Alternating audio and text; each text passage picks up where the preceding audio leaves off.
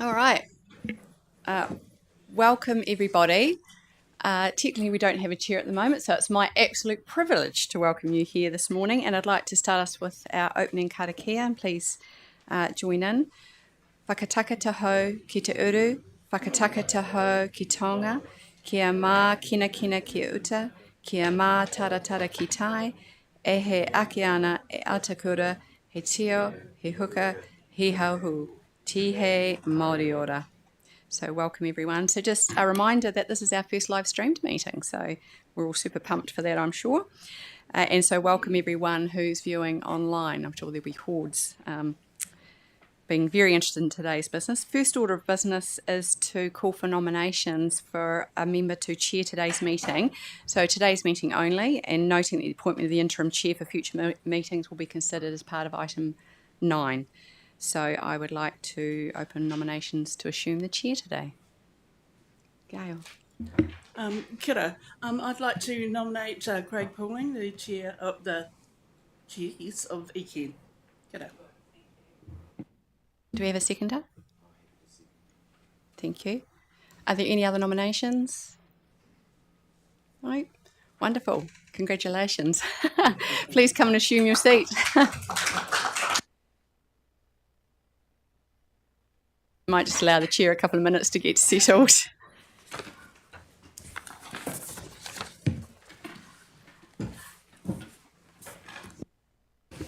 O tēnā kei Tracy, tēnā koutou katoa, e nā hoa, tēnā koutou. So thank you for this. Definitely happy to come up here and help us get through our meeting today. So kia ora koutou. And thanks for leading us off on the karakia there. Thanks, Tracy. Apologies. Have we got apologies? Yes, I've got some in front of us. Councillor Henstock, James, and Dr. Anna Stevenson, as well as Jane's going to be a little bit late. And Richard Osborne, you're here. Cool. Kia ora, Richard. Thank you. And I know we've got Councillor Southworth online. And the other person online is just staff, is it? Yes. Yeah, cool. Kia ora. Oh, thank you for that. Do we have declarations of... we do that. Okay, cool. That's a bit different. Do I have a mover for those apologies? Yeah, Mayor Phil. Do I seconder? Mayor Sam. Any discussion? No? All those in favour, please say aye. Any against? That's carried. Thank you. Cool. Let's go down to the declarations of, is it conflict of interest, effectively here? Declarations of any interest. Any interest? Cool. Do we have any? No, that's good. Let's move on to the next one. No deputations. Cool. No deputations of appointment either. Cool. Let's go to the work program update. So just the confirmation of previous minutes. Yep, cool. Sweet. So confirmation of previous minutes. Yep. You're happy to move that? Is that Nikki? Cool. Any seconder? Yeah, Councillor Edge. Any discussion needed on the minutes? No, everyone's pretty happy? Cool. Let's put that to the vote. All those in favour, please say aye. Any against? That's carried. Thank you. Cool. So we're moving on to the first item, number 5. And so that's, is that right? Yep. Yeah, cool. So Secretary update, let's go. Who do I hand over to? To me. Way you go, Tracy. Thank you. So again, I won't go through it. It's just our opportunity to update you on things that are happening outside of the program to keep you informed, but I'm happy to take any questions. Cool. Do we have any questions for Tracy on the update? Yep, Grant. Just a quick question, Tracy, on page 15. Page 15, item 4 there, the reference to the priority development areas. I presume that also includes the priority regeneration areas. Is that they will both be? That reference is because the other urban growth partnerships only have priority development areas, so that was the one that I was highlighting that had been discussed. But certainly we absolutely got the regeneration area part of that. Any other questions on the update? Yes, Sam? Yeah, just on the bottom of page 18, we've got like a watching brief on government direction, policy direction. And one of the items that's not there, but I just wondered if there's been some thinking about, is around the BCA and consenting that we're all involved in. Government direction has kind of been, let's listen to the voices. And I just wonder, had there been any joint conversation from Canterbury around that, or are we just doing that as individual councils? I'm only aware of that through, I know Marie at Country Mayoral Forum has been talking to me about the discussion happening at that level, and so I've offered to kind of assist and I've got a bit of background in the building space, so and certainly aware of what Minister Pink is trying to achieve, and so but am aware of it, haven't formally undertaken any work. Yeah, great.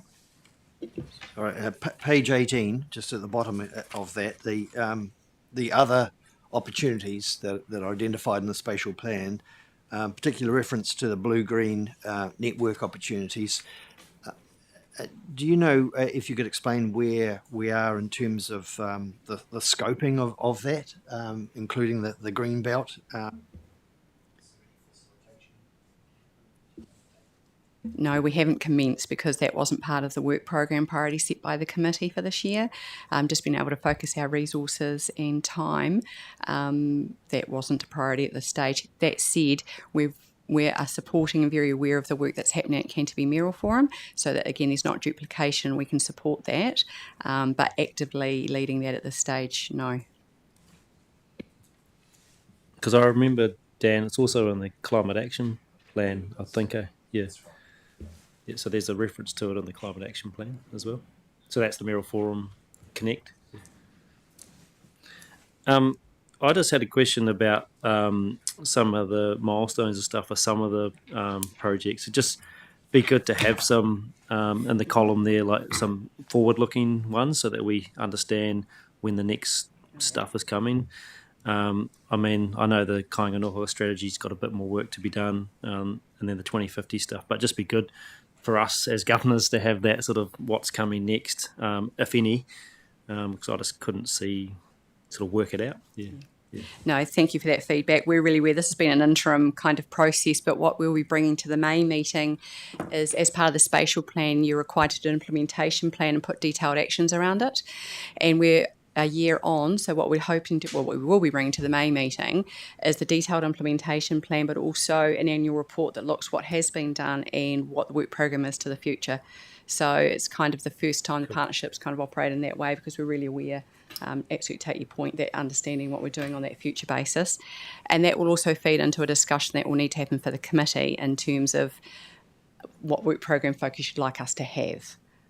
So, yep, thank you for that feedback. Great. Anyone else? No? Should we move to the resolution? So I think we've got the receive and notes, the Secretariat and Work Program update. Do I have a mover for that? Yes, Sam. Do you have a seconder? Councillor Edge, thank you. Any discussion needed on it? We've sort of had some just then. All good. So let's put it to the vote. All those in favour, please say aye. Any against? That's carried. Thank you. Let's go to the next item, which is a pretty key one for us today, the Maths Rapid Transit Project update. And is it John? Yep. Yep, so I'd like to welcome up the team. So there's John Bartels, our Strategic Project Lead of GCP, Jane Cameron, Team Lead Strategic Transport, and we do have members here of the Senior Management Team and the Transport Managers Group who will be able to support any, if there's specific questions related to any area. So hand over to the team.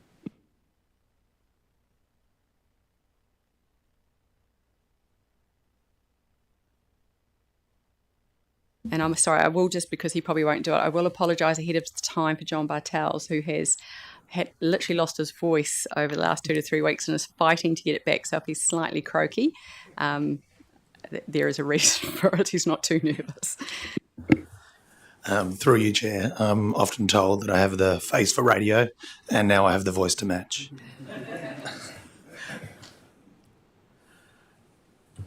We've pulled together a number of slides, I think, to support the report that you've no doubt read in your papers already. This is really, I think, to kind of help frame the subsequent discussion, but really trying to draw out some of the key points ideally to make that easier and clearer, noting the amount and volume of work that's been done over the several past years in respect to not only MRT but PT Futures as well, that's come through this group and forum. Just touching a little bit on the background. So back in 2021, the PT Futures business case was brought and endorsed through this group, and that subsequent to that then was the indicative business case for MRT that was endorsed back in May 2023. That's kind of provided a bit of a background here, but really I think if you read the report, there's really three key messages that we'd really like to kind of draw out, and they will come through in terms of the subsequent slides that myself and Jane Cameron will talk to. The first one is we know that a turn up and go public transport system is the aspiration for Greater Christchurch.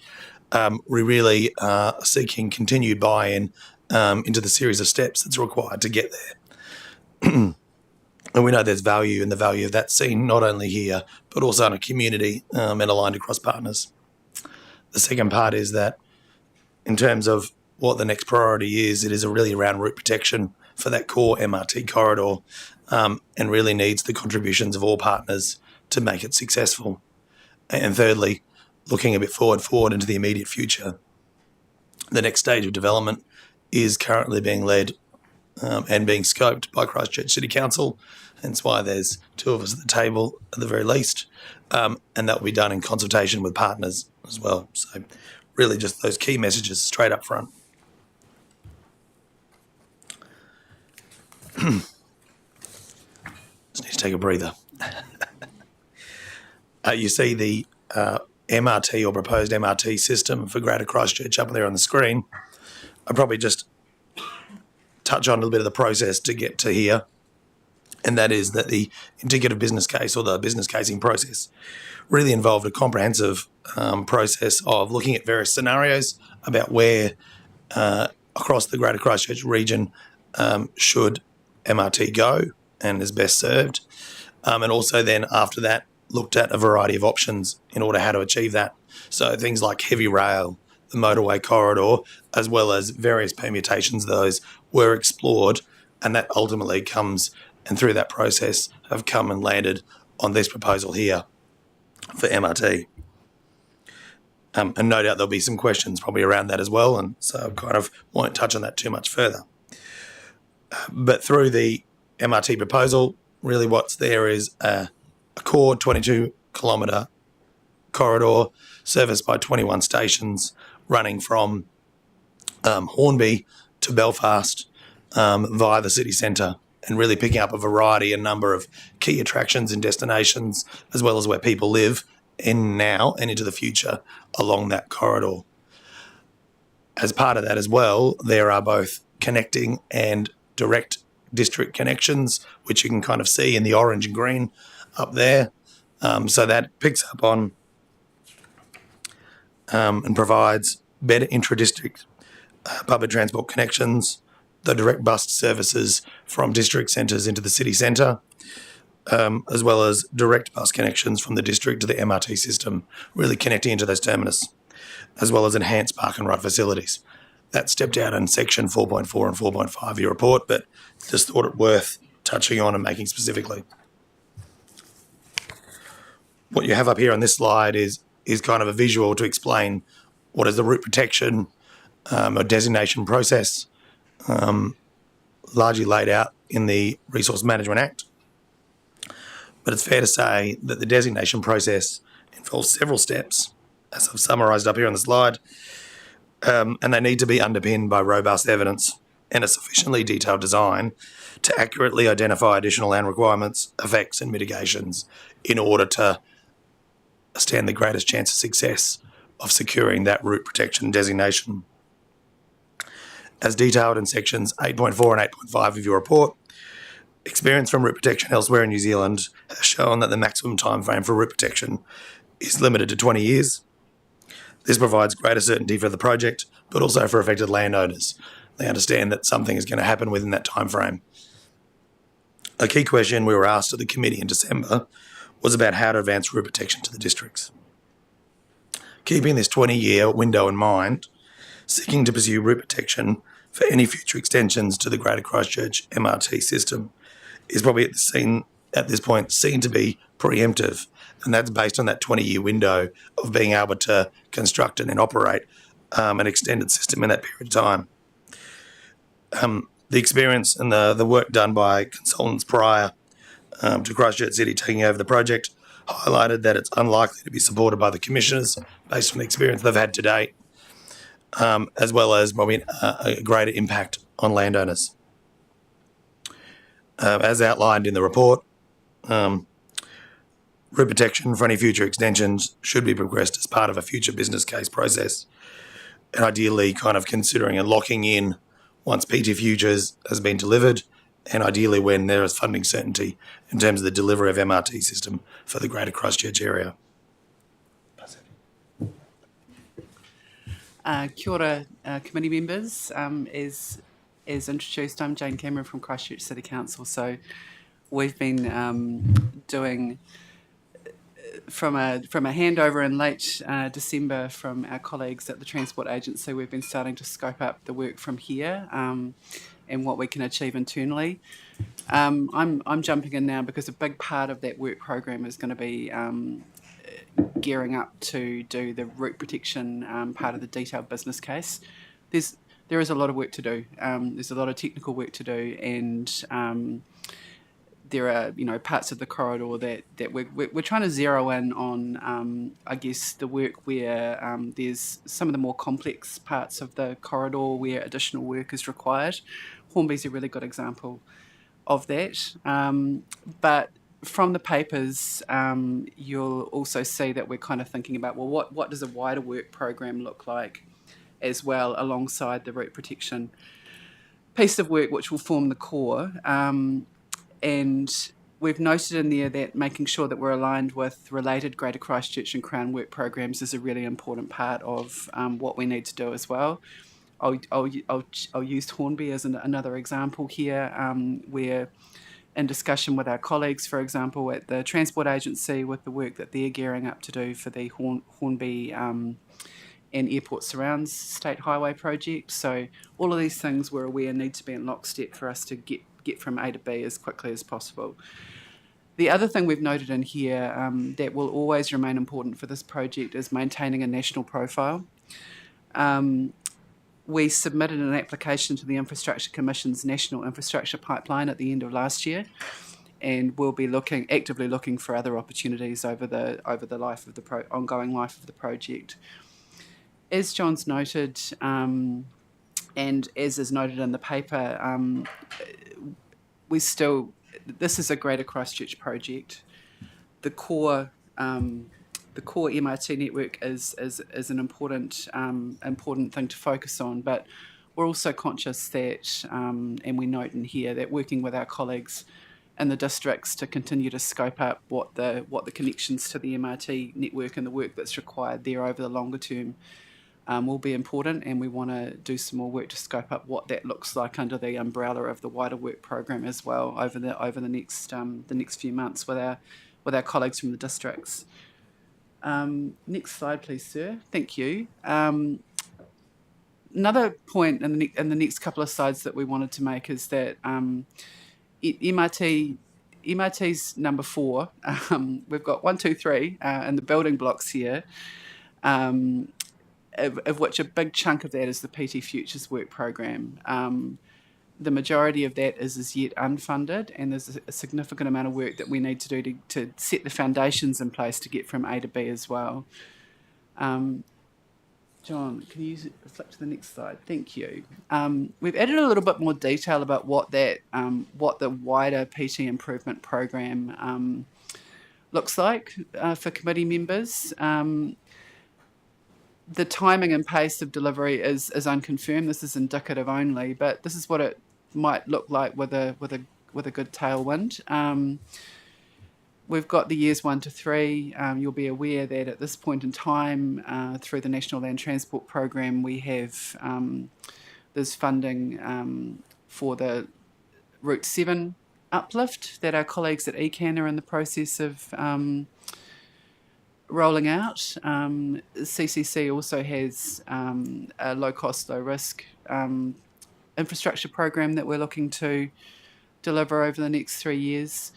But a big part of the work program in the PT Future space over the next couple of years will be getting ourselves best dressed with the business cases for the next stage of the foundations work, so that we can be in a good position in the next funding triennium. So there's a bit of work in there alongside the work that we're doing on the MRT project, with its primary focus on the root protection DBC and the broader things that I was talking about before. So we're juggling all the moving parts. I would also note that to put not too fine a point on it, that there is an element of doing this on the smell of an oily rag over the next year in particular. But I would note that that at Christchurch City we're really committed to putting our shoulder behind it on behalf of the partnership to do as much as we possibly can.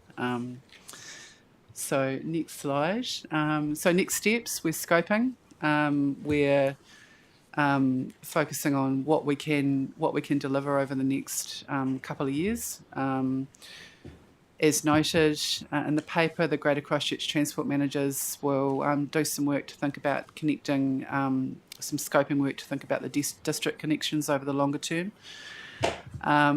Another thing that we've been working on is putting a bit more structure into our work program. Conscious that, particularly with bringing some of this stuff in house, that having a more structured delivery approach will be really important component. One of the things that we're looking at is communication, communication refresh. From the previous slides, we talk about PT Futures. Some of that's happening now. The way that PT Futures and MRT dance together is really important, but it's not necessarily that clear to the layperson what all of these things add up to. So that's something that we're looking at as part of that work program as well, that we can report back on at a later date. And on that, the further progress update, at this stage we're planning on providing one to the Partnership Committee in terms of the progress that we're making in December 2025. So those are the slides. So through the chair, any questions? Kia ora, Joe and John. Thank you so much. Really important piece of work, like I said. I'll go to any questions that members have. Any questions at the moment?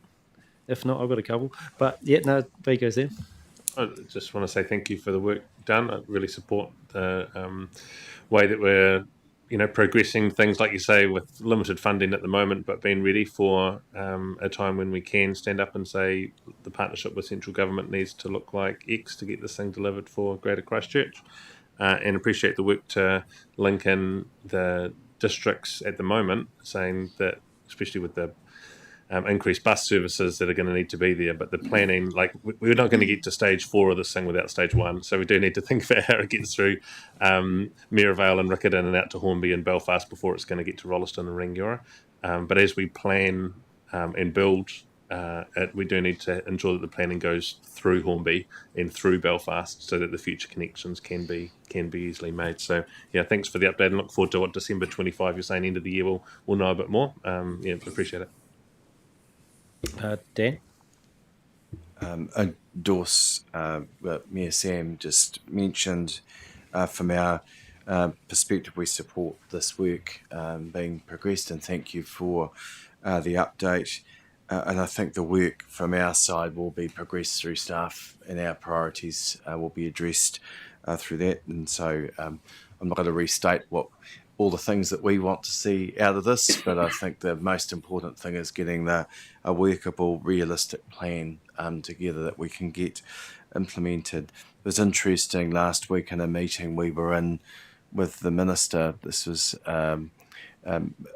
Minister Chris Bishop. There does seem to be an appetite to look at this a little bit more, and exactly what that partnership looks like. That's something we were talking earlier about. We would like to see that put together, and how we can advance that case to work in partnership with government, because that is a very important aspect of this. We haven't got their partnership in this. It's not going to easily progress because it's going to require a significant investment to come in here, as we know. And there were some announcements last week, in trying to understand exactly what they mean will be of interest to us as well. Our bits is making sure that our corridors are connected, and at the very least that the corridors, and I think we've all said it here, are protected so that investment case can happen. Look, I think we'd all like it to happen sooner than later, but at the very least making sure that we don't miss that opportunity and we get things designated. So our council is supportive of this direction, but it also acknowledges the workload that it puts on the city, and we talked this morning about how we can try and support that more if where possible and through our staff, and let's have a look at what the broader resourcing is, because it's to get this work done is so important to our futures, and that's what we've been talking about, it would seem, for years, and we're at that cusp, hopefully, of getting that next stage complete. So thank you for the work that's been done, and we're supportive of it. So it's not really a question, it was really more a few comments. I'll let you away with that, Dan. Thanks. Any other questions at the moment or comments? Here we go, Grant. Yes, it's a comment, not so much a question.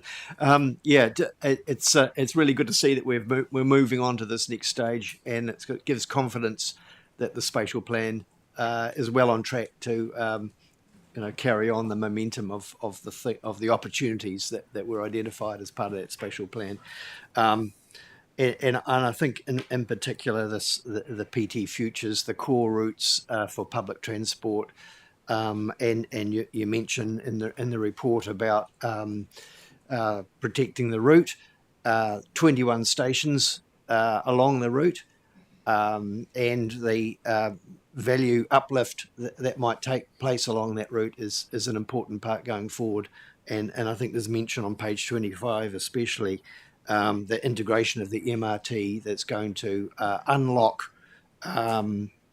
the growth in and around those key centres, those key stations perhaps as well, and specifically within those development areas as part of that spatial plan. I think it's really good, and we've got to remember too that this is a first step towards achieving a city shaping process to accommodate at least to 2050, 750,000 people, growing eventually to a vision of maybe 1 million population within the Greater Christchurch area. So that's a pretty big statement that we are supporting the continuation of that, and as Mayor Dan said, having the Urban Growth Partnership and government involvement and awareness of the significance of this project will be really important going forward. So, and it's great to see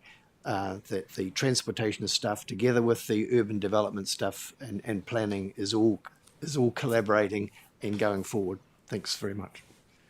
Thanks, Grant. Anyone else want to have a question? Hey, again, thanks, John and Joe, for your work. And look, I know the load that it's putting on, the City Council to pick up the work around the route protection and the business case. I'm really interested. You mentioned about the application to the National Infrastructure Fund, the comment about the oily rag thing. So I acknowledge that we're trying to get as much done as we can at the moment. I'm really keen, and sort of mentioned this to Phil earlier on and Mary, that let's try to do what we can to help the City Council to get any more funding that's required to accelerate this this year or next year, or in that time frame that we put up on the board. So it would be really, I feel personally that like December 2025 is a bit late, because some of us might not be here after September or October. So is there a way to get something a little bit earlier in terms of what we could put in front of the Minister, noting what Dan said about our meeting with him last week? There seems to be some interest, and I know, Richard, you might have to have conversations in your area, but there seems to be some interest, so I want to jump on that if we can, politically, to see what we can do. And hey, there might not be any money, but we can try. So my question would have been, or is, the application to the fund, was that to help accelerate things? I'm assuming. Is that right? I just pushed your button. Yeah. There we go. I think it's getting it. I mean, the pipeline is a relatively new development. It's making sure that we what our infrastructure aspirations are included in the national planning picture. Richard, you may have an additional comment from an NZTA perspective with regard to the pipeline, but that's my understanding at this stage. Just add into that, its concept is to look at projects and go, is there a national interest? Do we put them on a list that then future governors and might choose to pick up or not? So it's lifting that profile and testing the thinking and getting it recognised as a significant project. So it wasn't actually like, we want It's this not much funding. money and here's the time. Okay, cool. So it's more about just putting it on the list. Okay, cool. Yep. And again, I think also it's ensuring that there's visibility from an investor perspective is part of the intent of the pipeline as well. Richard, did you have anything else you wanted to add? So that was just a thing for me. I note that in our resolutions we have to come back in late 2025, which December is what's on the presentation. Late 2025 is on our resolution. But is there any work we could do in the interim, working in conjunction with City Council, to say, could we bring something back to the May meeting to then help us push that to the Minister?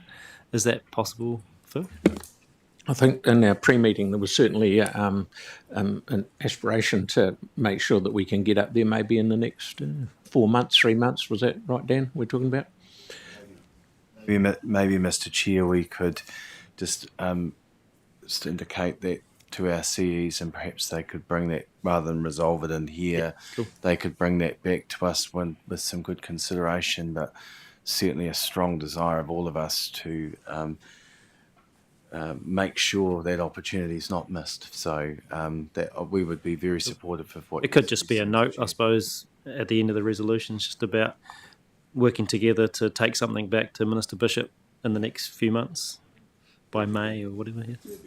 Yep. Cool. And that's really just on what appetite there is for any support around accelerating the designation route protection work. Cool, because there was a good conversation and seemed to be some willingness there. So great. So no other question. And look, I'd really, when you look at that pipeline of what's involved in a notice of requirement and a designation, like obviously massive amounts of work, get that. And so that scoping will result in sort of timed, best sort of timed efforts of how long each one of those stages will take and how much they might cost, I'm assuming. So thank you. So let's go to the resolutions if everyone's happy. So thanks, John and Joe. Thanks so much. Just waiting for the voting one that you want to add. I was wondering, is it the suit?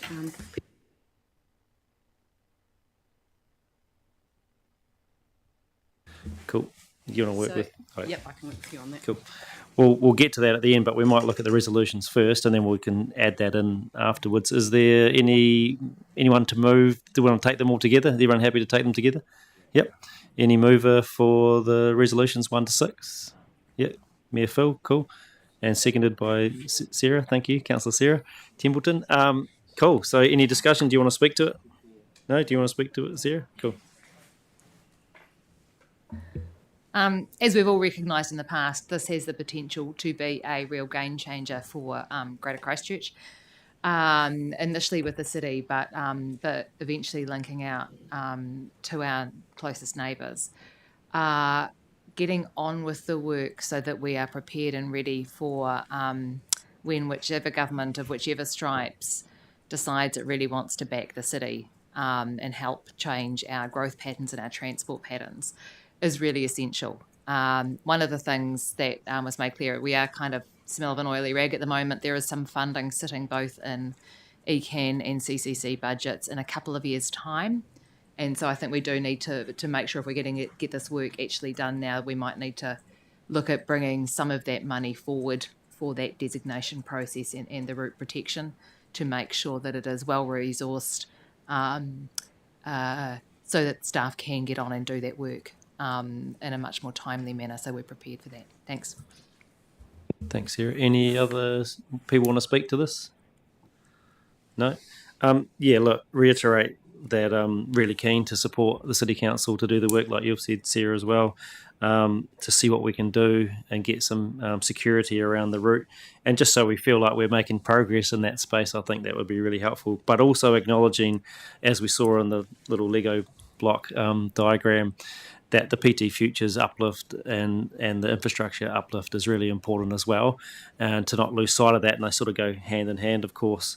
So that's going to have to be part of our discussions with the Minister as well about how do we keep that moving while we do the route uplift, route protection as well. So, yeah, acknowledging that.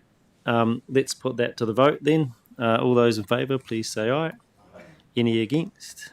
That's carried. Thank you. And just to note the little note we'll put at the bottom about preparing that update to support our committee to have conversations with the Minister. So everyone's good with that? Cool. Thank you. Let's move on to number 7. And who have we got, Tracy, coming up? We've got Mr. Jesse Burgess. True. Of course, Jesse. There you go. Over to you. Thank you, Mr. Chair. So just to follow on from the conversation, the presentation from John and Jane, the purpose of this report is to bring through to the committee today the draft Greater Christchurch Transport Plan. This has been a work in progress for a number of years now. Following completion of the spatial plan, opportunity 6 within the spatial plan provides the transport direction for the Greater Christchurch area to evolve over the next 30 years. I presented to the committee last time the overview of the transport plan structure, including the directions that we would be giving effect to, and the key sub-actions and sub-actions that would give effect to that with the associated investment plan. So that's contained in your papers today is the draft plan with a bit of meat on the bones, if you like, and attached at the appendices to the transport plan is the investment plan, showing that sort of short-term investment that we need to make, building off what we've just talked about, and also the medium to longer-term investment signals that we have as well. This works in conjunction with a lot of the work we're doing through the Regional Transport Committee as well, so there's nothing lost in that respect. This is a sub-regional focus, but we also are looking regionally and South Island-wide in terms of our transport networks, so particularly things like freight is a major piece of work happening in that space as well. So really today is about putting this draft plan to the committee for your feedback. We intend to bring, once we've had your feedback and build that feedback back into the plan, bring this through to the May committee meeting for endorsement. Seek your guidance as well about partner briefings between now and May. It's not the intent of the plan to be consulted on. This is giving effect to all of the information, bringing together all of the information that we've already engaged with our communities on. It's known information, it's known actions, known interventions, and it's really just packaging a lot of that information together. So not the intent to go out and publicly consult, but happy to brief our partner councils as well between now and May so that broader councils are across what's in the plan and also for your benefit as well. So, happy to take any questions, Mr. Chair, and look forward to the discussion. So, thanks, Jesse. Any questions from members? Yep, Jane? Just a request, thanks for briefings for mana whenua on any areas impacting Māori reserve land or kāinga nohoanga, please. Kia ora, Jane. Yeah, I think that's important. Partner members get briefed. Yeah, thank you. Any other questions from members? No? Off the hook. But yeah, where you go, Sam? Thanks, Jesse. I'm wondering how the fast track process in new urban areas informs any thinking around the future transport plan. And just noting, because we've included in the papers the Greater Christchurch Spatial Plan map and how quickly things can become out of date. And, there's areas I really only know the areas well that are in my district. I don't know the areas as well that are in other people's districts. And so just thinking about how we as the combined group stay informed about where those changes sit and how that might impact on any future transport planning. Yes. Oh, sorry. And this is it's recent, but around the development levies that have just been announced and the intention to bring those in to help pay for transport connections to new urban development.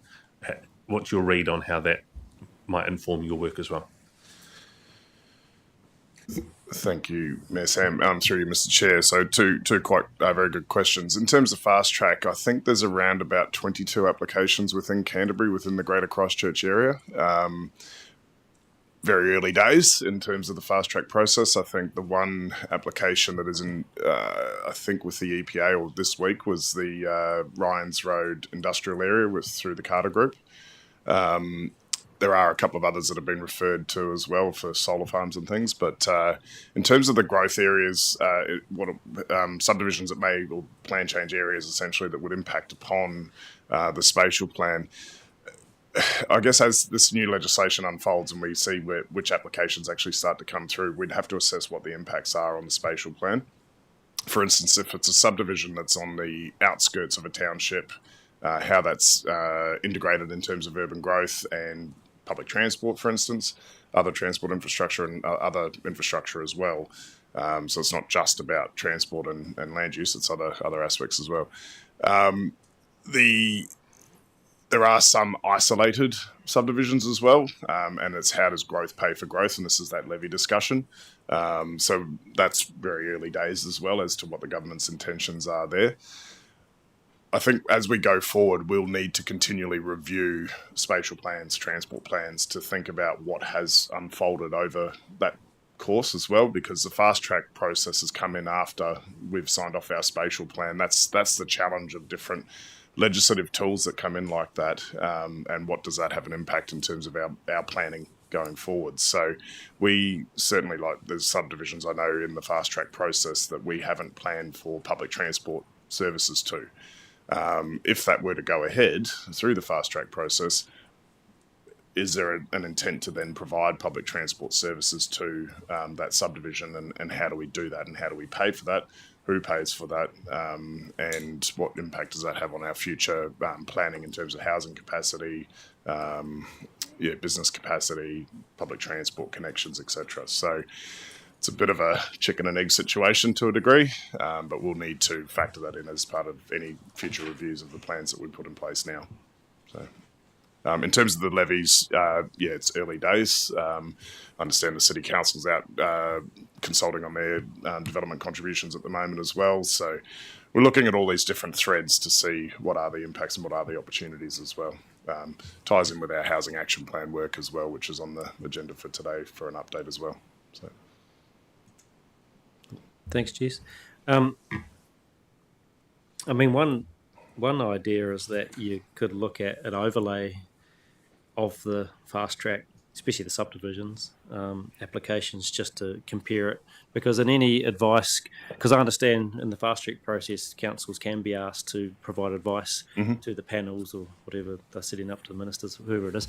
And I think that would be important as part of, if, say, Environment Canterbury was asked our advice, to provide that advice around the current spatial plan that we have and how that deviates from that and what impact that could have on our planned program, as well as making the point that those subdivisions should pay for any deviation from that plan. That's what I would suggest, because there's no other way for us to look at that. I would think if there's a significant deviation, if they were within reason, that's a bit different. But is there any thoughts on that type of work? Yeah, absolutely. Through Mr. Chair. So Environment Canterbury has pulled together a lot of information around and shared this through our planning and transport managers groups as well. Information about all of the known proposals that are listed in the fast track process. So as I said, there's 22 within the Greater Christchurch area of the 26 in total in Canterbury. I'm happy to I can talk to Tracy about bringing a paper back maybe through to this committee, just outlining what proposals there are within the Greater Christchurch area. and maybe mapping indicatively where those are in relation to the greater Christchurch context. Some of these are very much known proposals that have been through a process under the RMA. Some have been even through to the Environment Court, have had their various oppositions to as well. Whether they go ahead or not through this fast track process, it's quite an expensive process, as I understand it. I think there's hundreds of thousands of dollars as far as deposits and levies that need to be paid to get into the process, with no guaranteed outcome. But yeah, we can certainly bring back some information to the committee around that, and some thoughts maybe around what that might impact in terms of our spatial plan as well. I'll hand to Tracy as well. And I think it alludes to your earlier question, Chair, just in relation to monitoring of the spatial plan. So actually what we're intending to come back in May is this is where we thought we were going. As of today, this is some of the indicators about how we're tracking, but here's what we've got sitting out on the periphery, because that will lead us, while there's legislative indications about when we review, of course we will be putting things in front of you that may say things are changing. We need to have a bit of a look at a section of this now, or look at our thinking. And certainly the spatial plan helps inform decision makers, hopefully, around some of the applications that are in there. Yeah, I mean, and I definitely don't want to create any more work. So if it feeds into that May update, that's really good. And also, like I said, if there's work that Environment Canterbury or other councils are doing to feed into those processes, it's more about just making sure they're really informed by the spatial plan and the discussions, which I'm assuming they would, but I'm just checking that. Through you, Mr. Chair, we have that information available already that we've drafted, so for our own internal purposes, so happy to share an overview of that to the committee. Yep. Cool. And if that happens through that May update, I think that's the best way to do it. Does that sort of help you, Sam, as well? Is that a useful? And of course, the development levy stuff, as you said, it's pretty new, but just going back to our previous conversation about MRT and PT Futures, what's the potential for that to help with that? Is that something we're going to look at collectively? Or? Sorry, I know it's out of the box, but no, it certainly posed immediately a question in my mind about the opportunity around that. So I think it's talking to our Crown colleagues and awaiting the detail, because I don't think there's a lot at this stage. Sweet. Through you, Mr. Chair. So yeah, look, we're looking at, and there's a whole project through the Regional Transport Committee at the moment about funding and financing of transport. So this is part of the different opportunities and levers that we can try and generate greater funding into the transport system. So again, happy to share some of that information as well as that project progresses. But certainly the Chair, yourself and other mayors around the table will have that information and are able to share that with their council colleagues. But certainly there's a gap in funding in Canterbury, significant gap in funding in Canterbury from the last National Land Transport Plan, and that's something we're working towards as part of the next GPS on land transport 2027 and the development of the Regional Land Transport Plan, which is where we secure the funding to do these things alongside the other opportunities that we might take through the infrastructure program with the Minister as well. But other things like levies are tools and levers that we need to look into and see how we can pull those in the right way to generate the right level of investment back into the system as well. Cool. Any other questions, Grant? Yeah, just really the thoughts crossing my mind in relation to the discussion about the implications of unplanned development on the spatial plan. In particular, the ability to proceed with value uplift in those priority development areas along the route and along the core routes, which is part of the big picture, if you like. And the spatial plan, that whole sort of philosophy behind that was based on the NPS and urban development and the requirement to assess the current capacity for urban growth within our current GCP area, which we confirm was relatively okay of developing and achieving the goals for urban growth within our existing framework, if you like. So there is a risk there. I'm thinking in the narrative to keep the this project in the government focus, if you like, is the risk of allowing unplanned growth to the economic situation that we're in here. And I'm thinking too, one of the big things is the relationship between the private sector and the public sector, and getting the private sector on board so they're not spending all their money on non-planned areas, and the realization, sorry, that so is that something in the thinking that can happen?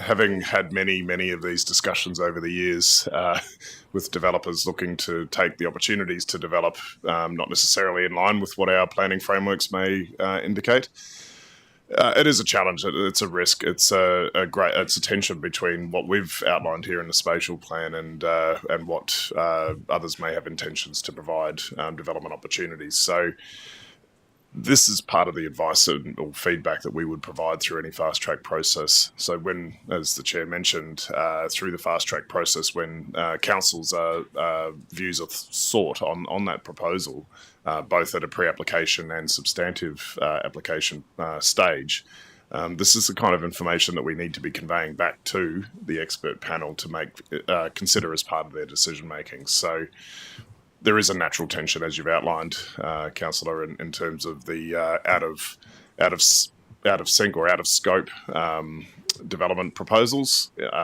are not in line with what we've agreed through the process of the spatial plan to encourage intensification back into the central city and along the corridors, and also the identify greenfield areas of development. So if there is areas outside of that, that's a natural tension. So.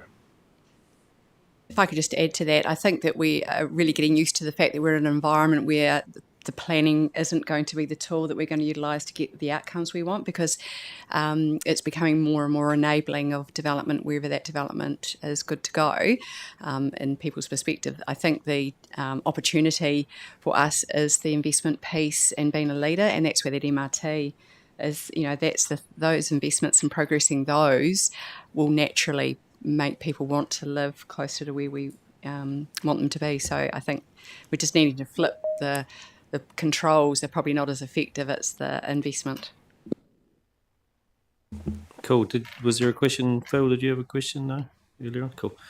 I also think there's a bit of a look towards some of the other PT planning that Environment Canterbury is doing around the rest of the network review, because that's also something. Even the current network we have is under stress in a way, because we've had subdivisions in between times. So that's something that's happening too as well. That's right, Jess? Yeah. So to undertake the rest of network business case work as part of the forward planning on the PT Futures program. So that's where Environment Canterbury staff and Christchurch City Council staff at this point in time have been working very closely in terms of that, the understanding the PT Futures program. Obviously, we're in a challenging space in terms of annual plan processes and funding associated with that. We've had to relook at that as part of our annual plan processes due to the National Land Transport Plan not having the available funding that we needed in that respect. So, and working with our district partners as well. So that's part of the work that the Transport Managers Group is looking at as well. Well, thank you. Nikki? Thank you. I'm just going to page 48 of our agenda, or 13 on your report. As far as the long-term planning goes, it talks about the preferred route going through the Christchurch Central City, and then also connections between Selwyn and Waimakariri districts, including connections from the terminals of Rolleston, Lincoln, Rangiora, and Kaiapoi. So can you just confirm with me that is on the table for connecting Waimakariri to, say, Hornby or Rolleston? Because I've mentioned many times around this table over the years that it takes 3 hours to get from Kaiapoi to Rolleston. That is not realistic. No one's going to use that service ever, unless you're a kid and you're desperate to get to your boyfriend on the other side of town, which is why I know how long that takes. But being that we have growing employment prospects in Hornby, we've got the inland port in Rolleston and other things happening in the districts, it's realistic to plan for more direct connections between districts that don't involve a trip coming into the central city, because no one will ever use this in that way. So can we please make sure that stays on the table? Through you, Mr. Chair. Yeah, look, certainly part of the rest, as we were just talking about, the rest of network considerations will need to consider those aspirations of connections across the greater Christchurch area. As Jane and John have just outlined in terms of the MRT and district bus connections, that's the core focus at the minute. But certainly as part of that broader work, that's something that we would need to consider. We at Environment Canterbury also have the challenge around private revenue share as well, which is the current discussions that we're having with NZTA, and how we increase that private revenue share and how does public transport pay its fair share in that respect. So there's a lot of moving parts, pardon the pun, to this at the minute that we're all sort of grappling with at the moment. So, and about timing all of this work so that we are focusing and building on those building blocks as we go forward. But certainly, no, it's not lost on us that we need to do further work to look at those broader sort of connections across the greater Christchurch area. So, yeah. Hey, thanks, Nikki. Good point. Is there any other questions? No, I think we're good. We'll move to the resolutions. Thank you, Jess. So we've got 3 resolutions there. Up on the actually, just one thing that Jess had mentioned to us about partner briefings, member briefings. So is that something that people would like to see before this comes back in May, or are people comfortable if it just comes back here in May? That's really the question. How do people feel? Do you want something to be briefed to your council? Or are you happy to do it in your own right at your own councils and runanga? Or do you want the team to come around and assist with that before May? Any thoughts on that? I think let's just see what comes back. I think our team can make that call. If we need that support, we can let through our staff let Tracy and the team know. Cool. I think we'll get our own staff working with you. I mean, if Jess wants to visit everyone, you're welcome to come and support Andrew and the work that he knows about. So always welcome extra expertise. But I think we'll let the team work on who does the delivery. Yeah, from you, Phil. We're always talking to each other anyway, so I think we're pretty good. And in terms of your point earlier on, Jane, would you like to see any specific briefings, or would you like Jess to come out to see any of the runanga? Maybe we can be in contact offline, so just let us know. Cool, thank you. Cool, thanks. So let's put those resolutions there. Have I got a mover for the resolutions? Yeah, Mayor Sam. Any seconder? Sarah, thank you. Okay, any discussion? Yep, Grant. Yeah, look, this is really, really exciting. And Tracy talked about leadership, and I think looking at page 40, there's a little paragraph section there called a people-centric transport system. 3 paragraphs that talks about the things that can happen as part of this project: good urban design, communal spaces that are livable, walkable, safe and attractive, with good connectivity and accessibility, enables neighbourhoods and urban centres to thrive. It talks about the urban placemaking that's possible as part of this, with streetscapes, squares, parks, a better living place. And this integration of transportation planning and urban placemaking. It's an opportunity realised through local planning. And I have talked in the past about we need to promote that. Exemplar examples either within New Zealand or overseas, to show people what living in a really well-designed urban environment can bring them, so that they are attracted to the benefits of that. And maybe that's the communication that City Council would work on, which may discourage growth outside the planned environment. But I think that's I think it's really good. And looking at that little 3 paragraphs is really important.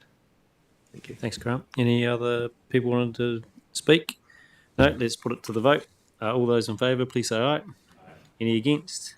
That's carried. Thank you. Good work, everybody, and look forward to seeing that back in May. Let's go to the next item, number 8 on our agenda. And Tracy, you can introduce who we've got coming up. Thank you. Thank you. So we're returning John Bartels. And so just to position this, we've only just completed briefings going around the partners, but we thought it would be helpful for John to provide a bit of a summary. And what we're seeking to do, and he'll work through today, is get some direction about what we progressed to the next stage. So I'll hand over to John, and unless his voice gives out, and then I can dive in. Good luck, John. Just to note that item 8 doesn't appear to be in our agenda. Your what? Oh yeah, yeah. This is number 8. So just to confirm, there is no paper, just a presentation. That's correct. It's a presentation that was sent directly. Yes, correct. Just given apologies for that. It was just given the timing of when briefings finished. So we're all right, Neville. You're right, and we're right. We're all good. Thank you. Thank you. I might just start, but yeah, I think my introduction point was, yes, I think the last partner briefing we had was in Thursday last week, which meant that we couldn't necessarily provide this presentation as part of the papers. So we've brought it to you as quickly as possible, kind of summarising that feedback in order to inform the discussion and then support giving us some direction. Purpose is there explained in 3 points.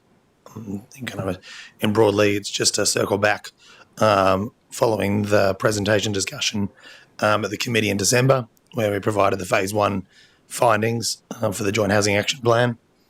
And from there, based on the discussions with partners, is really to bring back the kind of summary or headline findings from that in order to inform discussion, but ultimately to allow us to return in May with a report around what phase 2 actions look like. With a degree of certainty from that. It's not quite Lego blocks, but in the context of this, we are working through effectively a funnel of distilling down what is totally possible into a series of kind of pragmatic actions in respect to the Joint Housing Action Plan. So where we are is really looking to inform and develop phase 2 actions, and that's the crux of today. Noting that we've completed phase 1 and those partner briefings up to last week. There are a lot of dot points, probably breaking the rule of having maximum 5 dot points on a slide, but thought it would be important to kind of capture that given the rich feedback that was provided across the briefings. There was good support for a large number of the options provided. Goes without saying, but really important to draw out, there was a real concern around the housing problem and a continued need, but also a concern around the ability for ratepayers and the cost of living challenges and constraints that are put on our ratepayers, and also a view around seeking to look at what is the quick wins to start with to then continue and build that momentum. Sorry. And a variety of other points there as well in terms of, I think, probably the broader or the richness there of the feedback. But I will probably end this slide on that last dot point there, which is really there was a desire from all partners, really want to understand what are the costs of some of these options and look at that back at really understanding what does the yield is kind of generated through implementing or progressing particular options or actions. So this table is an attempt to distill that feedback. So you have the levers, which were presented in December and came through partners over February, and the options stepped out then in the second left-hand side column. In the middle, with the colour coding, that is purple or magenta, in terms of understanding which of those options are best to be progressed collaboratively and consistently across partners, those that can be chosen by any partner to progress independently, and those that, I think in the orange, that are those that can be progressed independently, but there is probably a market signal as well as communication benefit for progressing them collaboratively. And they are stepped out. what you see on the far right side there is really us trying to draw together the feedback from the partner briefings, with a variety of them noted about progressing the further work to inform decision making. And that goes to my last point on the previous slide around wanting to understand what the costs are, the complexity there, and ultimately against the yield as well. But noting that all these options aren't necessarily progressed over the same time frame as well. And then really wanting to draw out the discussion in this forum is really around the three that have received mixed feedback. So progressing the scoping of the work to understand inclusionary zoning is one of those. The second is in using targeted rate as an alternative way of raising that funds for affordable and social housing. And the third is linked into the advocacy. So it goes back to that first one around inclusionary zoning and really ultimately around seeking to advocate to government for inclusion through the RMA reforms. The others are there, but really hoping to hone the discussion through this forum, really focusing on those with mixed feedback to give us the sufficient feedback to then move forward with scoping what phase 2 looks like over the course of the next month and to return to the May meeting to enable a decision on that. I'll turn that over now through to you, Chair. Thanks, John.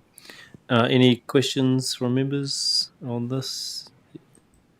Surely there's some on this. Yeah. Jane.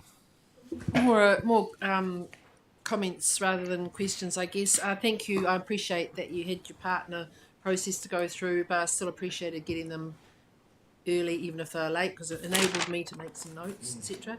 And also I think we want to acknowledge the situation with councils and the ratepayers and the way the economy is, etc. But also there are things there that I think can be done independently of pressure on rates, and I think that might be one thing that's factored in. Housing is a key priority for mana whenua. John, I think you've done an excellent job in the work that you've done, and even just like how you've got to this particular slide. And I actually think that for the work that you've done, we should be doing more to honour that work that you've done. I think that we need to progress this matter as a really key element of who are we, what do we stand for, and I think that everybody's agreed that housing is a right. So what are we going to do next? We both think the lack of government funding is not a reason not to do something. So we are encouraging everybody around this table to move it at pace. I'm mindful looking at that other graph slide that you put up around the decision around the JHAP was made in 2024, but actually the work started quite a bit before that to get to that point. So I guess our questions are around, well, how long is it going to be? So hard question for you, because you're obviously looking feedback from here, but it's an urging of everybody here. What is it going to take to get some action? So I guess that is a question. Thank you. Good question. Anyone want to pick that discussion up? Yeah, Dan? Look, I think what Jane's saying is a good challenge, right? But we're all doing a lot in this space individually as well as the collective. So I just look at our respective council with our district plan almost at its conclusion, thank goodness. It's been a very long journey, which will, I hope, when it's reported back to us, have the kāinga nohonga provisions that we've been working in partnership with Tūhiriri about. But I look at the work that we're doing, not only with the development community, but to realise that potential. We're not waiting for this here. We're getting on with it already. So, and we've got partnerships underway with MHUD, Kāinga Ora, in this provision of additional social housing. And we've also got our linkages out with OCHT and with an open mind, how that might look in the future for partnerships. So I can speak from our district's perspective that we're getting on with it. We're growing, like not as quick as Selwyn, but we are certainly growing very quickly, and the demand is certainly there. from our perspective, I don't think we could be progressing any more than we are right now as a district, because we're really at the making sure that all those opportunities are there. Getting the planning provisions is the bit that's for some has been a little missing, but all those opportunities we're hungry for, Jane. So I just want to let you know from our side that's where we're sitting, but what we can advance together collectively here. I just say, look, in terms of inclusionary zoning, I'm not against it being on the list, but it's not a priority for our area. And from what I'm picking up from our developers, that would be probably more likely a barrier to them as opposed to becoming something that, look, they're not going to like it. Let's be honest about it. And any discussions you have with them, they don't. And there's mixed feedback we hear in Queenstown about its effectiveness, right? I'm not opposed to it being on the list, but the feedback that came from our council and elected members is that's not a priority from our side, but everything else certainly is. But I just wanted to give you an update from our side that we really aren't waiting for this work. We are already all over it and making sure it's progressing. So, and we look forward to the district plan that has been a little delayed simply because of all the work all the changes that have come in through government, through fast track, through goodness knows whatever else that's comes at us. But our latest dates, which we had the approval from the government from just recently, will mean that our district plan needs to be reported back and to the council before 30th of June. And so it's a little delayed, but actually that time delay has been something important. Well, when I spoke to the independent chair of the hearings panel, was to understand, well, how are they feeling about all the things that they've got to decide? And at the end of the day, a bit of extra time means that they weren't under so much pressure that they couldn't they had the time to make the right decisions and not feel that they're under any undue pressure.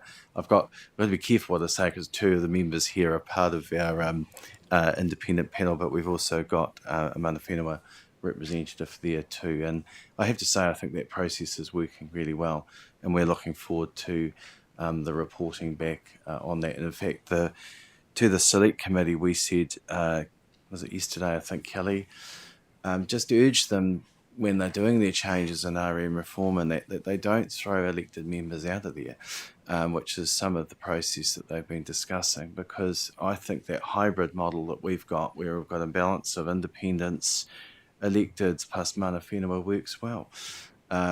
It'd be like saying to Cabinet, I'm sorry, you can't make decisions because we don't think you're appropriate for doing so. It's kind of how it kind of comes across a little. Actually, I didn't say that quite to select committee, but it's kind of how it feels with that decision making potentially, or that involvement being removed from us. So we made that point yesterday, because the people that are best placed to make that decisions are communities. We know what our priorities are, and we work in that space. So anyway, that's probably a bit of a long way of explaining it, but that's where we're at as a district. Is it June to put the report back and make it operative? Is it? Yeah, it's late June, and then it would be it's subject to open to appeals and that. Yeah, cool. Yeah. Hopefully no appeals, and we get it done. Yeah. No, cool.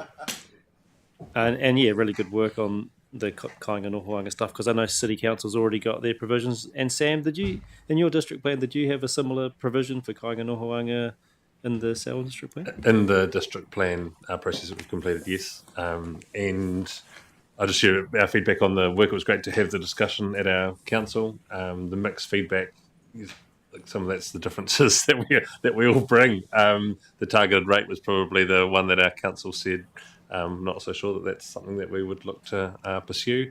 Where inclusionary zoning was like the one thing that that's the biggest chunk change that we're going to actually see dramatic shifting in this. So we'd like to see that continued.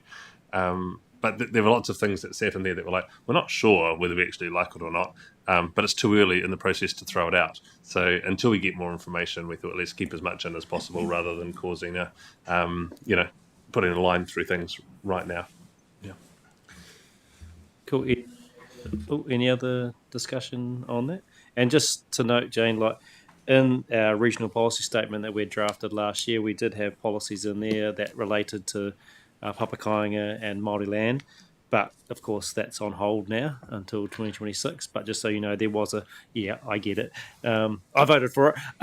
There has been work done. And just so everyone knows that RPS is going to be put on our website if it hasn't done already as a draft document, just to show the community where we got to at the moment. So that's going to be useful, I think, for people to be able to look at and say that was the direction that people were heading. But of course, it's not an official plan because it's not through the process. Oh, we'll go to Councillor Southworth. Vicky? Kia ora.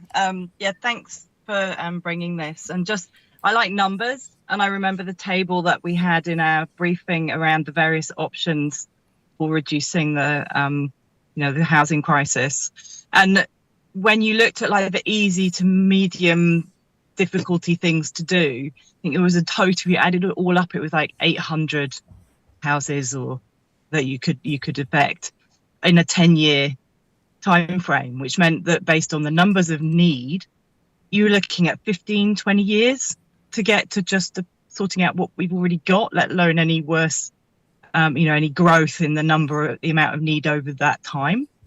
And when you looked at the inclusionary, which is was in the hard category, even the lowest percentage at like the 1%, you were getting like half as much again on all of the lower medium options that you had in just one go. So I completely tautoko what Mayor Sam just said. You have to keep those things on the table and look at them, because they're the things that are, at least in the information we've been brought, the ones that can attack the issue most rapidly. Or at least once it gets on track, it will help resolve the issue most promptly. And so I just think, really, we know that we've got a problem. We know that it's growing. And so it just makes no sense to not keep that on the table and keep looking at it. In terms of the targeted rate side of things, I felt like because we're looking at Greater Christchurch and there's 3 districts in there, actually that's where ECAN potentially could step in on there, and that might be something that ECAN could look at in terms of our sort of contribution to the issue. I wouldn't say that all the other councillors around our table was in the same mind as me, but I can see a rationale for it being a regional rate at that, or regional targeted rate on that, and that might be something we could bring. So that's just my thoughts. Kia ora. Thanks, Vicky. Grant? Yeah, just interested in the 2 partners leveraged land holdings. I mean, part of the aim of this is to enable the purchase, if you like, of affordable housing and social housing. I'm just wondering if the partnership members are looking more closely at the idea of the long-term peppercorn leases and discounted land sales kind of approach as a intergenerational investment. Is anybody looking at that kind of issue in a way of allowing people to buy a house, build a house for pretty much peppercorn rent that actually the council is, over a 20, 25, 30 year period recovers its money?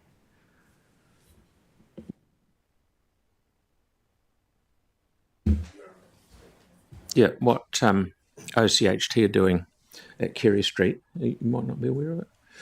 We've got one other thing. Way back in the day, my grandfather used to be a builder, and he'd give second and third mortgages because he realised how important it was for people to actually own it. Okay, if you own it, it's better than renting it. So what OCHT have done at Kerry Street, I believe there's 8 buildings there out of the whole complex where the person can buy the house, but the land is kept and owned by OCHT. So, instead of having to buy a house for, say, 600 grand, you can, land and house, you can buy it for 300 because it's a damn sight more affordable to be able to get it. And as far as I know, the deal is that if they can hang on to it for as long as they like, but if they ever go to sell it, they get CPI from whenever they bought it from, get it back, and then the next lot of people go in, because at least at the end of the time, you've got some money that you can sell something, you've got something in your hand, rather than paying rent for the rest of your life and getting nowhere. So I'd like to see more of that stuff that we're doing around town, Andrews Crescent and stuff like that, because we're very lucky in Christchurch that OCHT has got quite a lot of land. And I think the more of those things that we can do to get people to actually own them, if they possibly can, it's going to help. Thanks, Phil. Sam, or Neville, will go there. I think Sam had another question. Thank you, Mr. Chair. Just there's a couple of things really. As a trustee of Te Kohaka Trust, we own 44 sections, which were gifted, if you like, after the earthquake. So it's regeneration land, and we're looking at the present time of how we lease those and how that. We're past looking at that. We're just about to talk to a developer who's actually going to build on one as a test to see how it's going to go. The problem that we have is that Lynn's, again, restraints a 9-year lease. Who's going to spend $300,000 to build a house on a 9-year lease and look at rollovers from there with no guarantees? So the problem again is when we very first started this is around banks, leasehold land, how long you can have it. Councils are constrained by that 33-year lease if it's on reserve land, or even on fee simple land owned by council, and it's not its intention to use. And so far, from what I can see, we haven't actually released any of that through government, any of those restraints that we have to do this stuff. So I absolutely agree with what Mayor Phil is saying, but unless we unlock the time frames in which we can do leasehold land, and instead of having one bank, Westpac, who will lend against leasehold land, we need all of the banks doing that. And the only way they will do that is with the assurance of having, look, I'll use the old term, 99-year leases that can keep rolling over or can keep being bought. Until that happens, that will be constrained. So, Jane, I agree with what you're saying. There's some things we can do without it costing us anything. And then there's damn well work on that lease side of things and that bureaucracy around what we have to do, and can stop constraining our borders so that people can build on land to actually make it happen for them. And exactly what Mayor Phil was saying can happen. Because at the moment, with councils, it can't happen. And government land, it can't happen. So we need that. They're the things that we need to. That particular bit for me is the number one bit. We all have bits of land, and some of them can be right down to, a fifth of an acre that's sitting there idle, doing nothing, no use to anybody. No one's ever going to use it, sitting on the peripheral of a town. And sorry, you can have it as long as you've got a 33-year lease and nothing else. Well, for me, it's a pretty bad investment if you're going to build a house for $300,000 or $400,000 on that, and you can only stay there for 33 years. Doesn't work. Gail, did you have a question? Thanks, Chair. Oh, just push it again. Yeah, here you go. Thank you. I just want to support what you've just been saying, Neville, as well, because that's what I've got jotted down here. Is housing is the biggest issue that's facing our mana whenua at the moment, and it is about affordable housing. We're not talking social; it's about that affordable, which is the bigger area that we have that we need to provide for. And so that's my thought, is that there needs to be some flexibility in any of the options that come in, because I'm looking and I hear we're talking about chips, we're talking about developers. We all know that they have their constraints. There are other options available out there, such as the Papatipu. I've mentioned before that my own runanga has brought an old school site in Littleton. It doesn't, because Kaingaora aren't interested, because there's no need. However, there is a need for affordable housing, and we'll be doing the same things. We will the intention is to keep the land and to allow people to either purchase their own property or we will rent, to give people those options to get themselves into that home ownership sort of area, but also to bring our people back as well. So that's just my thinking, is that then just that there's a few pieces of low-hanging fruit that would make it easier to get through all the hoops that you have to jump through in terms of, as you're saying, finance is an issue for stuff, particularly on Māori land as well, if we're looking at the reserves. So if some of those things can be identified and have some flexibility, it'd be great. And look, we'd be more than happy to have some mana whenua advisors involved in the actual looking at this joint housing program and being involved with that thinking. Also, I think we have rules. I brought my little book along today. We have housing rules within the Christchurch City Council for all of our people on the peninsula. It is still really, really difficult. So it's around these types of things of when we have these types of rules to actually try to make it so that it aligns with our papakainga guidelines, etc. And one of the things that we'd really like to see as well is within the joint housing plan is to allow these type of papakainga rules to be put across land that is not Māori reserve, because that's the same as our Little School site, it's not Māori reserve. But we just really encourage everybody to be brave, because this is a biggie. Once, it's a great need that we have in our communities, and it is about the affordability. So, thank you. Thanks, Gail.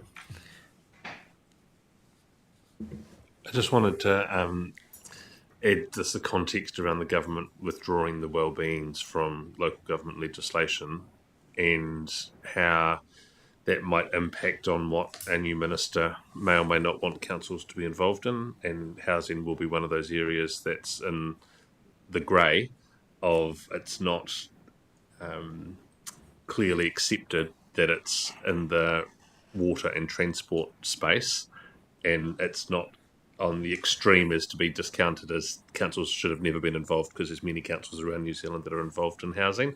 And so I guess as we do this work, I think it's just mindful that we keep remembering the context that we're in, and government shift and change of the legislation, which either enables us to be involved in this or not, might move underneath us. Thanks. I got Neville and just very, very quick comment, and it's just around the one thing to sink into your mind, that we have 50-year platforms and 33-year leases. So we build a house for 50 years, but we're only allowed to be there for 33. Okay. Actually, just to Mia Sam's point, he's absolutely right. But I don't really think it matters whether well-beings are there or removed. We keep delivering what our community want us to deliver, and that's exactly what we do. We've been in housing for, goodness knows, for a long, long time. We've got over 120 social housing units right now, predominantly in the elderly space. But we are looking, as has been mentioned, at other areas. We have a property portfolio working group, Gail and Jane, that Deputy Mayor Neville chairs, and Grant is exactly looking at where those opportunities are present. We've got a lot of developers who are coming to us with social housing ideas. Getting that into a framework of consideration is where we're sitting at the moment, and where those opportunities might be, because we've got a lot of regeneration land, old red zone, and how that might be appropriately looked at. One of our big issues is dealing with is the height of building platforms, which is a very, in those areas and where it sits, that becomes a pretty major issue for us to deal with, and how we contend with that. We want to make sure we're in the right space in that, but equally we've got to meet the requirements that are there around the well-beings in general. one thing that we're all involved in some way and form is around provision, some a little bit more, and I want to acknowledge where Selwyn's at in that space with the provision of a health building. We're in that discussion right now about whether we help get a health care facility, an after-hours facility over the line. On a strict reading of it, people would say, well, that's not something council should be doing. But actually, if council doesn't help, in our case, it'll fall over and that opportunity will be gone. So I guess the point I'm making is that well-beings and all that talk about it, what we're there for and what we should be doing is what's best for our communities.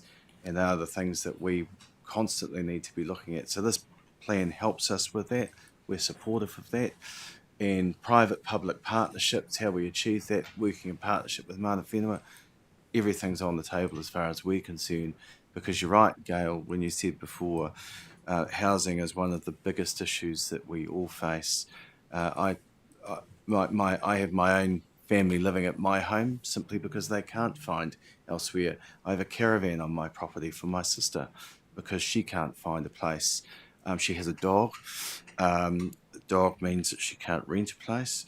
I'll end up having to buy her a place. I can see that in the longer term, but we all do those things for our family. My family is no different to anyone else's, but making sure that they're all housed safely and warm and secure is important. And so I guess from my point of view, that's what the lens I come through here is wanting to see what we can do, because my family's no different to everyone else in that space, and we're all trying to do the best that we can to make sure that we're meeting the challenges that we've got. Thanks, Dan. And Jane, thanks for opening up the conversation, but I'll hand back to you as well. Yeah. Sorry, I obviously I'm a housing champion, but it comes from the heart because I do feel very strongly about this. So you're right, Sam, about the wellbeing thing and factoring that in, but I also agree with what you said, Mayor Dan. There is a housing need there. We're local, so we get to see where the needs really are. And I will make the point that governments come and go and policies change. So I think we have to forge our own course, bearing in mind that national framework we work in, but we can still do a lot. And I just make the point, Mana Whenua will still be here, even when the government's gone. Kia ora, Jane. And I did want to respond to Gail's point about the Mana Whenua advisor. Is that something that you'd like to just work with Tracy on to see how that can happen? And obviously John. So I'll leave that to you guys to do, because I think it's a good idea to make sure there's some connect there, especially with all the work that's happening in this space. And just another thing about, I know that the current Kāinga Nohoanga rules in the Christchurch District Plan are really around Māori land at the moment, but it is a really interesting point that obviously we got what we got way back then, and of course as Runanga and Hapu are doing their thing, and iwi, there's land that's purchased back into the whānau, if you like.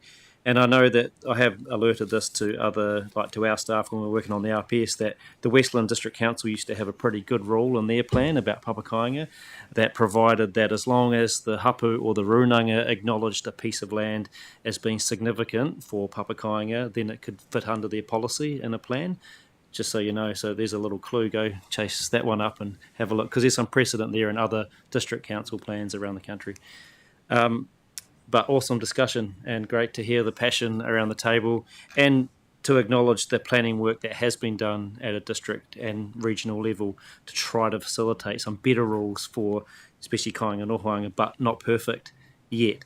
But definitely work going on. It's great to hear that might land in the Waimakariri district plan soon. And I know I've heard Te Māori in the past speak passionately about the issues that have happened in the past with zoning, especially for MR873, and for all of our Māori reserves. So totally get that. And I think for you, John, I think the feedback has been there's differences of opinion about some of those tools, but maybe they have to stay on the table in the interim to do the work to get us into a better position to understand whether we should go forward with them or not, and either individually or collectively. So I think that's what I've heard around the table. I was interested in because I just don't understand this, the density bonus bit there. Like, what's that one about?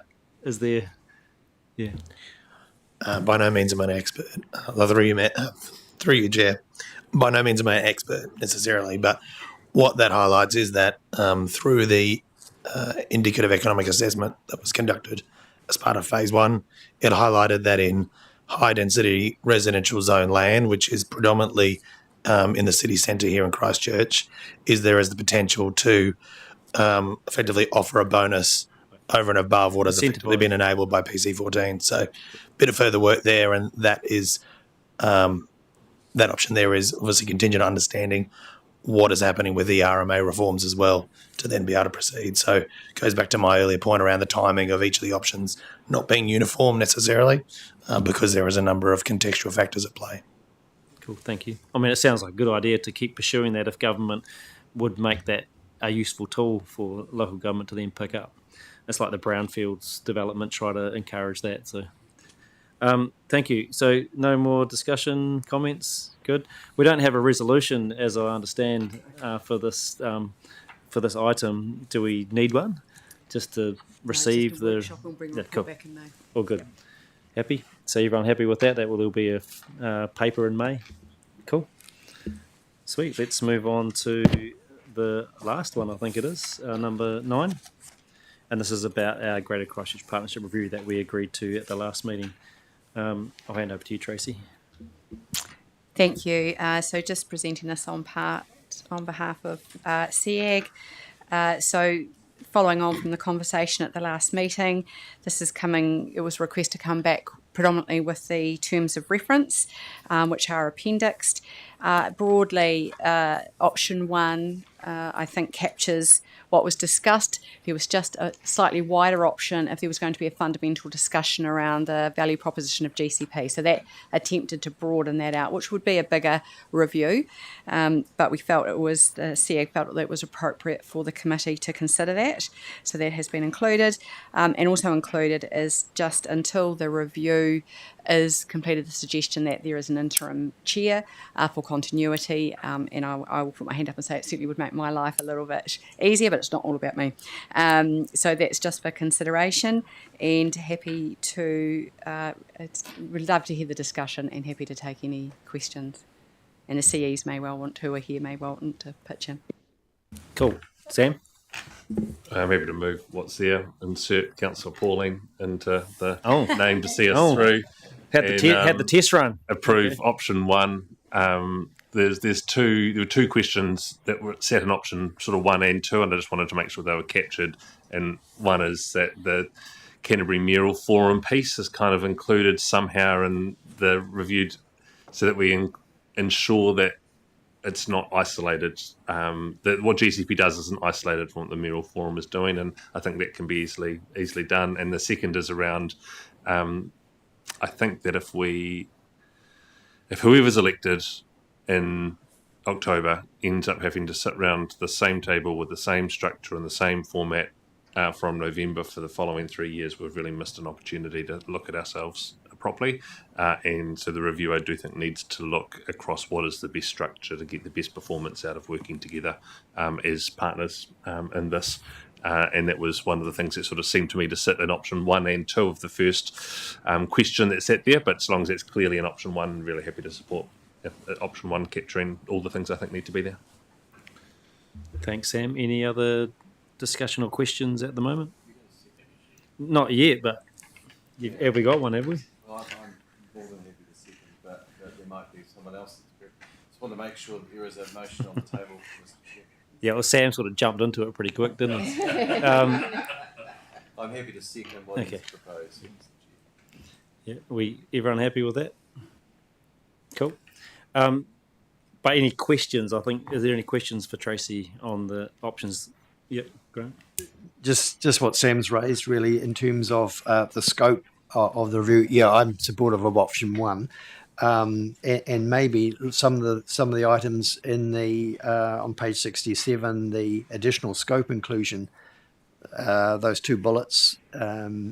Maybe looking at those, they could come across into the actual scope, so that that inference of at least liaising in the future with the Mural Forum considering we're doing regional transport, regional housing, all of those things, that they are at least on the agenda, and we're thinking about how they all, the relationships in time. Thank you. Thank you.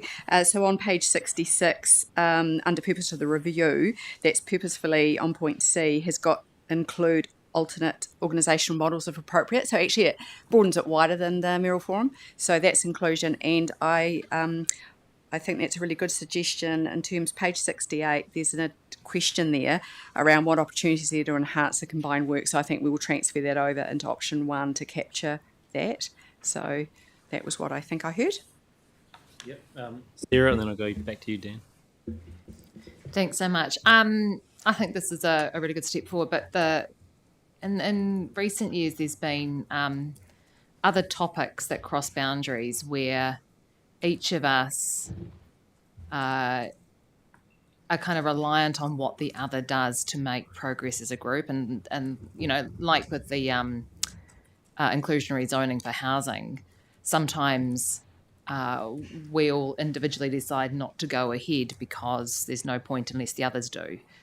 One of those is things around LAPs, for example, and people being able to get Uber stuff from across the borders and that kind of stuff. And we know that there's the potential for managing those things if we're able to work together. The legislation probably doesn't allow for that kind of thing, but just wondering if there's a way to structure some discussions around some of those other issues that might crop up from time to time, so that we're more aligned on some of that work where it makes sense. It might be those, it might be bylaws around freedom camping, who knows, but it's just having more understanding of what each other's doing in those spaces, even if we can't legally work together on them, was probably quite useful to get best outcomes for all of us. So we can do some thinking around that.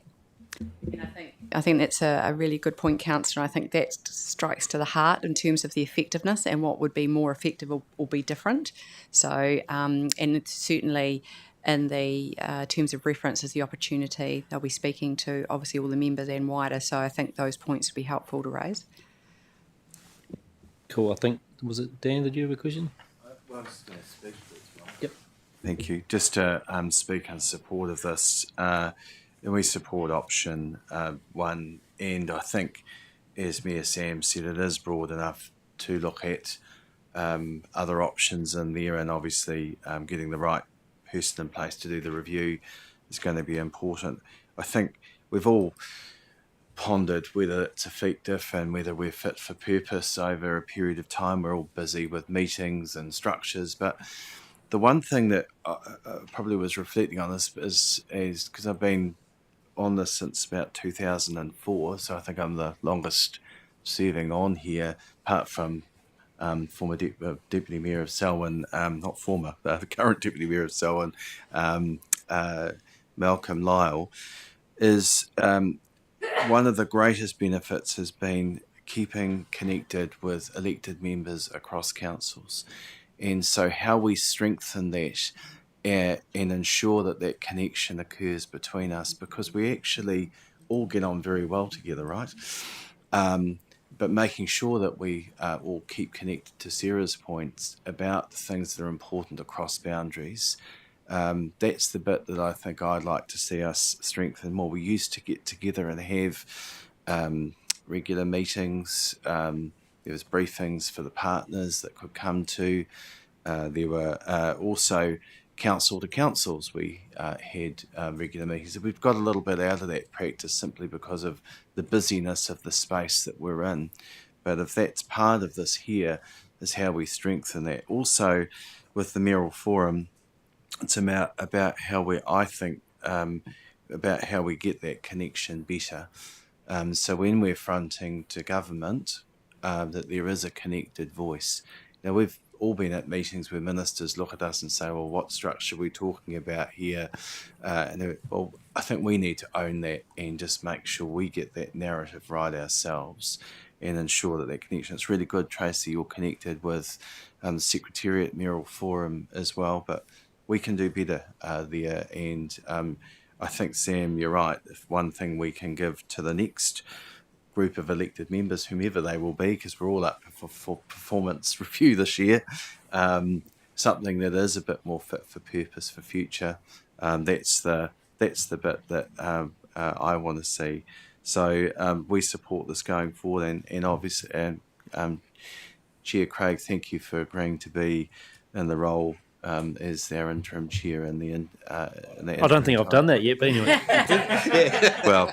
Well, I think impliedly you've done such an excellent job today. Your performance review, I think the rest of us are all saying, is right up there. So, but look, in all seriousness, someone has to do it, and we're really grateful that you've put your name forward. Thank you, or allowed your name to go forward. Thanks, Dan. Anyone else wish to speak? And I'll come back to you, Sam, as the mover at the end, if you like.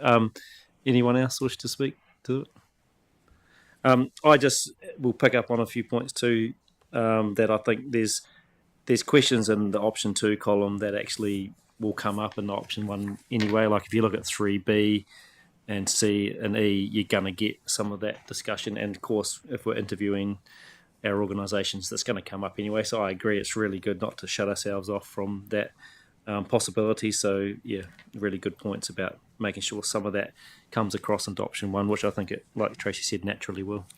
So yeah, happy to support that as well. Sam, do you want to speak again, or are you happy? Sorry, Chair Pauline, I just carried on talking after moving, and I should have relented and let you allow me space to come back and talk to it. Very sorry. So. No worries. Don't know if our stand orders are the same across the councils, but anyway, that's one thing. All good. So happy to put this to the vote. All those in favour, please say aye. Any against? That's carried.